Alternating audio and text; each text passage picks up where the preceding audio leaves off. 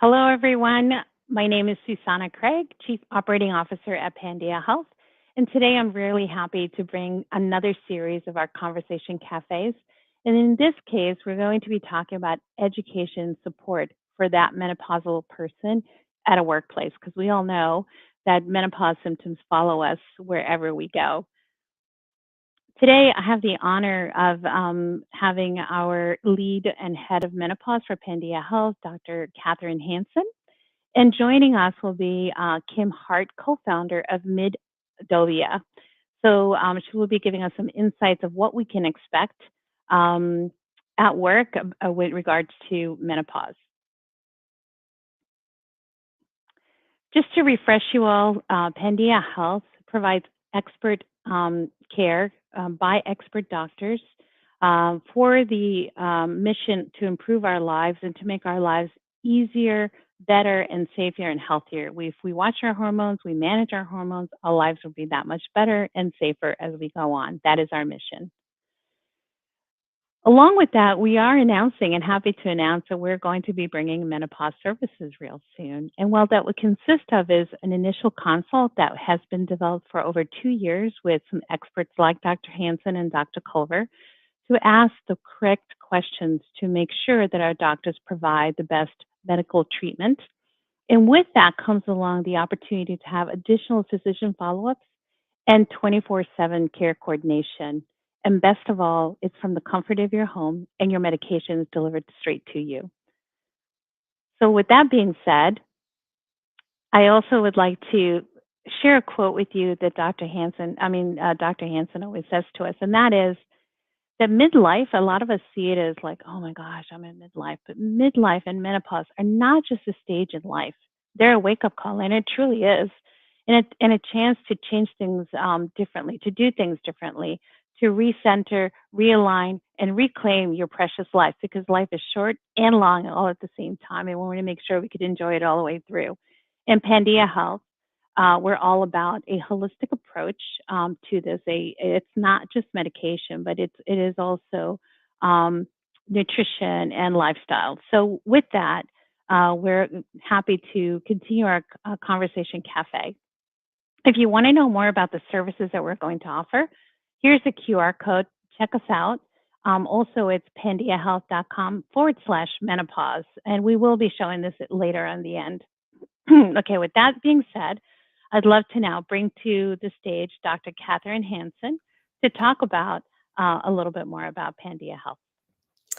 Awesome. Thank you, Susanna. Yeah, we're so excited to be launching our menopause branch and to be having an opportunity to share with women and to share with experts like we're going to do today about all of the ways that menopause is not just a transition in life, but a wake-up call and a chance to do things differently.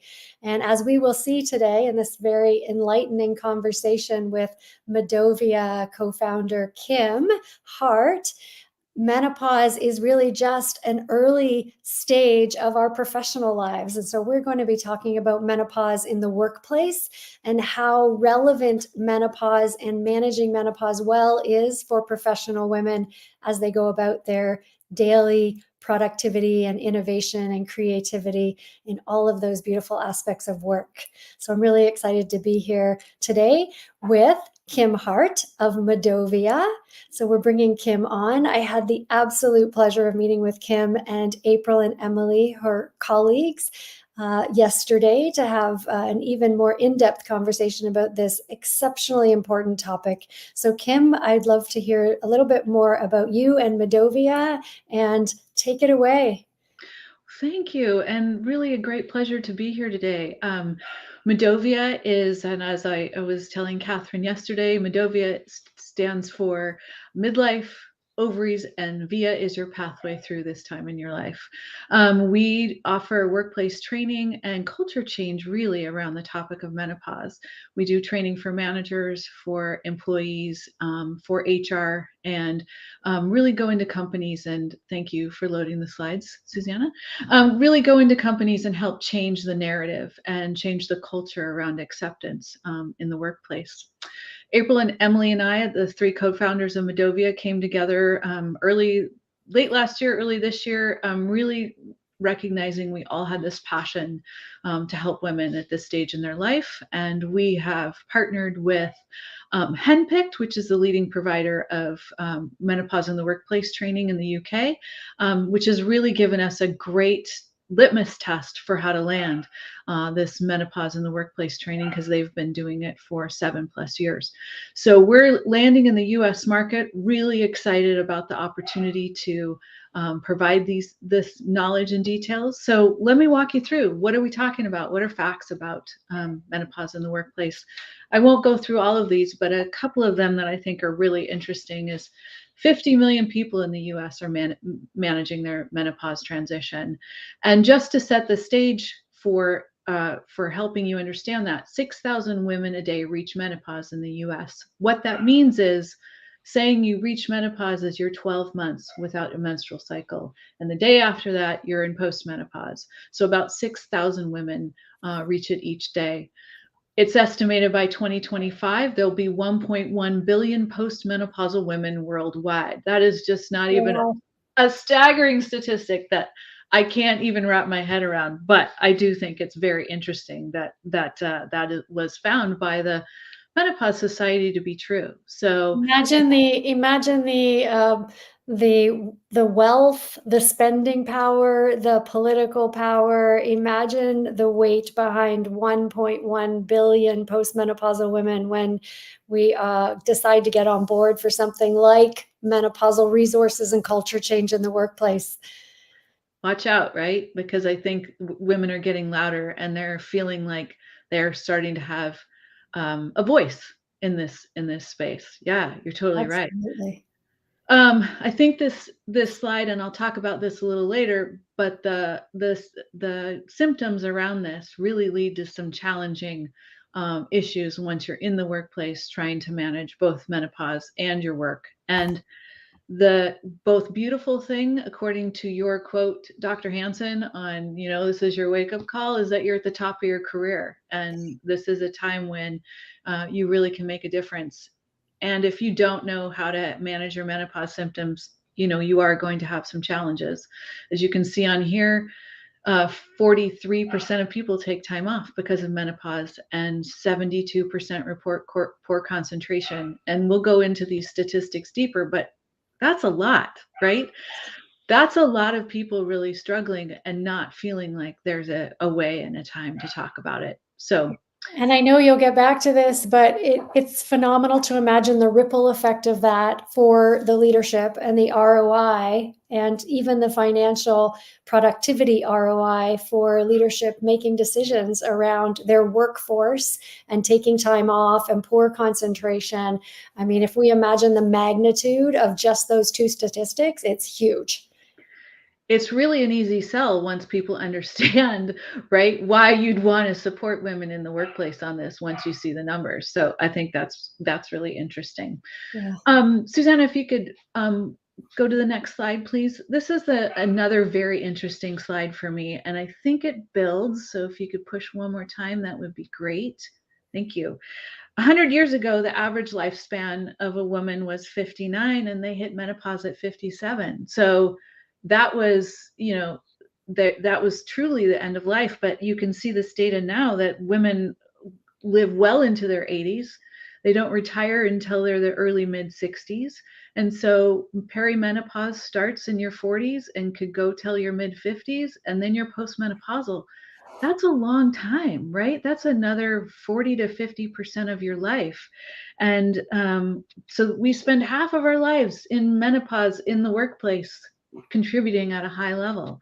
And that when I saw this actually in this chart, right, this chart is pretty dramatic about that. So this is talking about what is the business case, and it also builds as well. And I think the business case is really very clear. And when one in four women think about leaving the workplace. And if we could keep building the slide that shows some other statistics, 1 in 10 actually do leave, and that's pretty staggering as well. The cost of $1.8 billion in lost productivity each year because of this is real money that people can talk about. And I think we see many business benefits when we do help women in the workplace. We have increased retention, we have decreased absenteeism, improved productivity, improved equity, enhanced employee engagement, and lower recruitment costs and higher retention. So there is a strong dollars and cents reason for why you want to invest in women's health in this space. Yeah, and I know I've done some research in the healthcare space, especially around the pandemic and losses as a result of burnout for women in healthcare professions. And the estimate is $80,000 per nurse in a hospital that is lost in terms of training someone new and ensuring coverage on the floors, et cetera. If you imagine 1 in 4, let's say, in the healthcare space, and $80,000 for each one of them that is lost, it's very, like you say, it's an easy sell, but it is sometimes unfathomable why leadership isn't seeing this clearer. Yeah, absolutely. And the average cost, nurses make a good living, so but the average cost is about $36,000, at sort of even the entry level roles.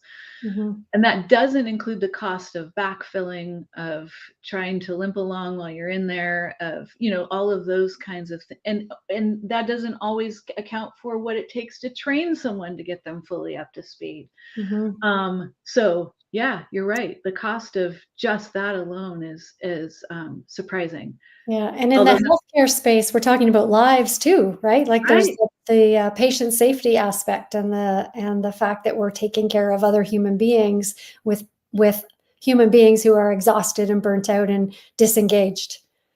Yeah, and then when I want to go see them as a person who's having medical issues, then they're burnt out. Like it's a cycle. For sure. And so from a social responsibility case, I mean, everyone really wants to do the right thing, I believe, at the end of the day. And this slide, one more build, I think will bring out the slide, but and then one more. There you go. Thanks. Thank you. I appreciate that. So 3 in 4 people experience symptoms, and some of them are severe. And depending on the list and who you ask, there's 36, 40 different symptoms that people experience, which really, until you're educated, you think you're the only one dealing with these symptoms. It's lonely and scary, and you're trying to balance everything else around that too. So you can see here that 45% of women say their symptoms have negatively impacted their work, or their abilities were called into question. And they don't ask for promotions, and they don't try and get the next thing that they need. They just suffer in silence. And so the more awareness that we can have, the more knowledge that we have in the workplace, the easier it is for women to know that this isn't them going crazy, and that this is a normal thing, and that it's okay to take care of themselves in this space. So I think that's, and this slide builds, and it's actually my favorite slide of all the slides that I get to present, because this just shows the cycle of symptoms that a woman goes through. So she wakes up with night sweats. She can't sleep. She's tired the next day. She has difficulty concentrating. Can't remember things, and the brain fog hits in. She has the loss of self-confidence, and she's not going to go through asking for that promotion, standing up for what she needs, leads to anxiety, etc. And these are just sort of the common symptoms that people know. You can add in, I was reading something today about tinnitus, ringing in the ears, which I have, which sometimes makes me not sleep, which then the next day. So it's one of those things that these symptoms can happen, and you don't have to suffer. And companies can support you, and it's easy and inexpensive. Someone needs a fan, someone needs to come into work a little later. Someone needs to work from home. Like, these are not hard things, but just really recognizing what the symptoms are and how to support women as they're trying to grow their careers. Wonderful. Kim, thank you so much for that really clear presentation. And I'll let you finish on this slide, and then I'll start throwing some questions at you. Okay, sounds good. So what can we do? We're doing that right now. We're talking about it. We're giving awareness to people, helping people understand what's going on for themselves, and at the workplace, helping managers understand what's going on, helping HR understand what's going on so they can help support managers who can support employees.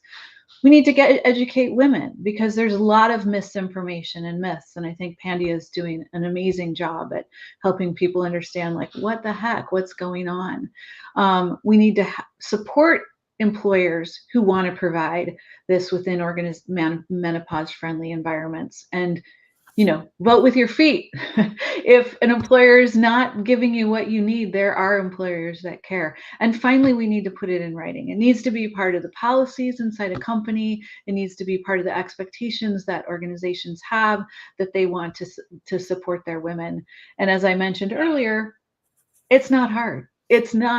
We're not asking for hard things. It's just actually making some culture change, which that part's hard, right? That part's hard to change something that's existed forever. But I definitely think that we're turning the corner where women will be fully supported in the near future, because we've seen it happen in other countries. And we know that when I was pregnant, there wasn't infertility treatment, or those kinds of things. And I think that women's health is starting to speak loud. As we said, 1.1 billion women are going to be standing the banners and talking about this topic. Mm-hmm. Yeah, absolutely. So much to think about in what you've said. So you've shown us the magnitude of the problem in human resources, in emotional toll, in physical toll, and even in financial numbers. So why do you think we are not seeing the tsunami of culture change and shifts in workplaces that we should be seeing based on the data that you've just presented? It's an ick word. It's a scary topic. It's a word people don't understand. And I'm just using the word, right? But when you talk about what's actually happening to the person, I think people want to leave. Culturally, we want to leave work at work and home at home. And you can't do that in this case. It comes with you. If you don't look at it and deal with your symptoms and talk to doctors such as you, Dr. Hansen, and that's one area. The other area is companies have been able to successfully avoid this because women were raised with just suck it up, right? This is just something you'll have to go through and don't even worry about it. And you can't, and that's not fair to do. And we have a much higher amount of women in the workforce who are living longer, who expect more from their companies. But it's a hard word to accept and change, and that's, I think, proving to be it's proving itself wrong as over time. But I think definitely it's just the history and the background of how we've treated this topic. Mm-hmm. And treated women, right? Like historically through centuries, Yeah. treating women as if, what they're saying and what they're worried about, what they're complaining about is not necessarily legitimate and needs to be segmented, categorized, and left at home. So I think that the data speaks loud and clear to the people that are in leadership, and even, of course, the allied male leaders that we no doubt have to work with and need to work with, who are helping to toe the line on some of these changes and shifts. So when you go into workplaces, MiDOViA you have done. I know I met, like I said, April and Emily, your colleagues, and all of you, as I have shared, are yoga instructors, which I covet the title of yoga teacher. It's a really important part of holistic health, and you offer so many different areas of training and care. When you go in workplaces, what do you find people are most responsive to? So, one-off workshops, curriculum-based, print, video, yoga, like what are you finding is being picked up that is the most effective in the workplaces you've worked in? It's manager training. Okay. It really is the culture of the manager supporting the woman going through this change where they need to try and manage their work and their symptoms. And I've worked in HR for decades, and at the end of the day, the manager always matters for people's lived experience when they're in the workplace. And I think the managers make a big difference. I think what I didn't mention is this is an equity issue, right? This is a diversity, inclusion, and belonging. And if you don't feel seen by your manager in your company, even no matter what your symptoms are, right? Everyone feels that their employer, they don't want to stay where they don't feel like they belong.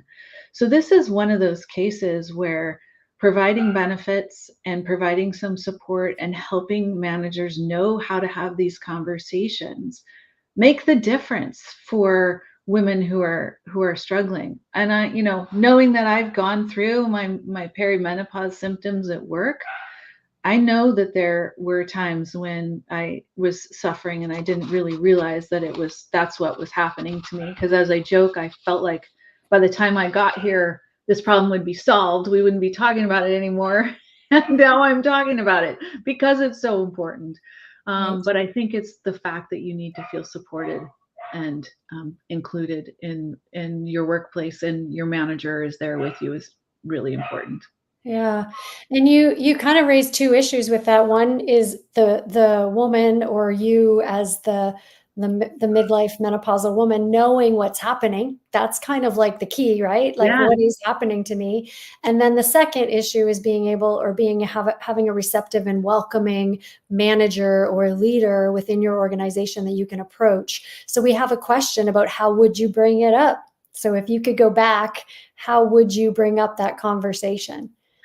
With my manager, I think that it's just like, you even just need to say, I'm having some health issues and I need your support. And if you're not comfortable talking about what they are, then just say, I'd rather not talk about them right now, but I'm going to need to have you let me come in late some days, or help understand when I'm not able to respond quickly. The other thing is that your HR teams should be able to understand that these are benefits that you need, and really just help just bring that up to your HR team. Have we thought about providing benefits for women's health? And if that's like, I've seen some other companies where people are provided support for pregnancy and menopause. Have we thought about doing something like that? Mm-hmm. And refer them to Pandia. Say, this is the work that Pandia is doing, and I think that there's a great opportunity for us to bring that along into our company. And I don't think you need to get into the details unless you feel comfortable doing that. And not all managers will understand that. So just asking for what you need in the way that you feel comfortable, and then doing a little research on companies like Pandia to say, this is something that we could offer. Mm-hmm. Yeah. And thank you for saying that. You're exactly right. Pandia Health with its menopause platform is available to everyone who has, menopausal symptoms and concerns, and they're not being heard. And so I suspect it'll be a long time before workplaces bring in, full-sized benefit plans that have specific menopausal benefits associated with them, and certain women's health services associated with them, although that is the vision, or one of the big visions. And in the meantime, managers, leadership, and women can know that there's Pandia Health or places like Pandia Health where services are available, even if in-person physicians, providers, or workplaces aren't offering those. So I really appreciate you bringing that up. And you use Henpicked, which is out of the UK. Do you want to just give a bit of an understanding for us in terms of is the UK way ahead of the United States? Are there no similar services or resources available through the United States? What I've looked at on your site with Henpicked looks phenomenal. So I'd love to hear a little more about how you made that decision. Thank you. Yeah, we're lucky. They're an amazing partner. We're our own company in the U.S., but we are the only company that has licensed their content. They've been training menopause in the workplace in the UK for over 7 years, and they've talked to every employer from your local police department up to your large insurance companies and your large high-tech companies, your consulting firms, and have delivered workplace training and really changed the narrative around what is expected from women in the workplace. They've helped change the laws in UK to support this, and there are women who have taken their companies to trial and have won money because the law supports it and the workplace isn't providing that. We read about the work that Henpicked was doing and looked at all of the people that are doing this kind of work in the UK, because there are a lot of opportunities there. And we really loved what they were doing in the workplace. And we saw that as a huge gap here. And so, we have found, and they have found, that in the US is so different, and that they want people to understand the US workforce, the US, challenges, the U.S. cultures, to be able to support women. So we have partnered with them, and it has been an amazing opportunity to watch what workplace training can do for employers to provide an environment that helps women feel more comfortable. Mm-hmm. And you're right, it's all the way from government, parliament, legal systems, HR, all the way down in the UK. Like it's Yeah. really, really, truly starts at the top. I'm not sure where it started originally. Hopefully there's a bit of a bottom up and a top down approach, Yeah. but it seems to be becoming much more all inclusive and very much more acceptable conversation, which is definitely what we're trying to do here. And I'm curious how responsive you have found workplaces. So how engaged do you find leadership, whether they're men or women leaders, and how responsive are the women that you have worked with in the organizations that you have currently contracted with? Yeah, it's a good question. I think, it's easier to have a conversation with a leader who's a woman going through menopause and she totally gets it, right? And wants to bring those resources into her company. But when we talk about the business case, like what you're seeing right here, it really is a no-brainer conversation. It is not a short sell. Like, I can't go in and say, you should have menopause in the workplace. It's a long sort of conversation about why it's important, continuing with data and statistics. There's studies that are finally happening now, and as you know, Dr. Hansen, that President Biden and Dr. Biden have doing some healthcare studies which have not happened at the NIH, the National Institute of Health, with the same investment that is happening now. And that's exciting, right? We've typically done our research on male mice and not female mice. Like, they're just really easy ways to affect policy, and then to talk about the business case with employers who everyone is like, yes, that makes sense to me. It just takes a little while to understand why now, why at this place, why with where we are. And I see a question in the chat about workplace policies. I think that's another easy way to provide support for women, is to support with the policy of, we will basically support women through menopause. And that MiDOViA comes in and provides a consulting arm to help employers write those policies. And it's not a click, download, here's your policy, right?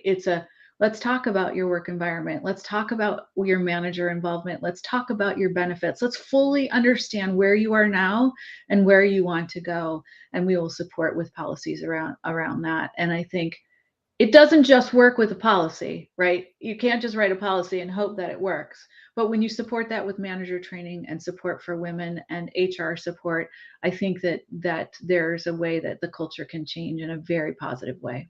Mm-hmm. And how would people get a hold of MiDOViA? That's another question that's coming up. So what would be the best way to reach out and contact you if I were an organizational lead? All the ways, right? We're at MiDOViA on Facebook. We're at MiDOViA on Instagram. We're at MiDOViA on LinkedIn. And my email is kim@midovia.com. So feel free to reach out to me. Yeah, I think that we're trying to, make a big social media stance on this and educate women and the environment of corporations around this. And so we're trying to be loud all over those social networks to bring people along and partner with people like Pandia who are doing such good work. Beautiful. And I'll just close with one more question, which I will answer after you. But I often love to envision or create a vision. It's something that kind of magnetizes us so that we're pulled instead of pushed towards something. So if you were to create the ideal or the best possible world after MiDOViA has sprinkled its magic everywhere, what would that look like? I think that it would just be a thing that we no longer have to talk about in the workplace, right? Everyone would understand it. It would be normalized. Women could find the resources that they need and get the support from the organizations that they want. And I can't do this part, but that we've researched it and fully understand it, and we know the easy ways to help to deal with some of the symptoms. And some of it is not easy. Some of it is work. Lifestyle changes are not easy to make at this point in your life. But I think the more we understand in the future, I think that it's just going to be a normal experience of that phase in life. Beautiful. I love that. I'll give you a tiny little example of what your answer made me think of. So my husband, lucky enough, blessed enough to be part of an entire movement going back to the moon on the Artemis 2 mission. And the answer that the crew often gives to that question is, how would you like to be remembered? And they all say the same thing. We don't. We want us to be pushed to the side and have next steps and the next mission and the next mission. We actually want to keep evolving and changing and transforming and up-leveling so that people forget about this step, this enormous step that we have to take right now. And that's very much akin to your answer. I think that's just such a heart-centered and heartfelt answer about where we want to be in the future. And for Pandia Health, and what we envision for the future is for women everywhere to have access to credible, compassionate, comprehensive care for all ages and stages of their life, and specifically now around the menopausal timeframe. As you've shown, women will spend about half of their lives, if we're lucky enough to live to a life expectancy of 80s, we're going to spend half of our lives menopausal, and we need to be living it in our most thriving, healthiest, happiest version of ourselves. And places like MiDOViA with workplace culture change and Pandia Health with access to care are going to be making those shifts for women. We're really excited. Thank you so much for being with us, Kim. And thank your colleagues. And we're so pleased that we have come together and started this conversation. We look forward to ongoing collaboration. And for everyone listening, we have on your slide a QR code. We have our Menopause Line branch launching very, very, very soon. So pandiahealth.com/menopause. And we have a questionnaire that you can get started on right away. And if you join our VIP list, and I'm not mistaken, they will still be sending you a discount code from our VIP list so that you can get started with our menopause services as soon as we go live. Thanks again, Kim. Thank you so much.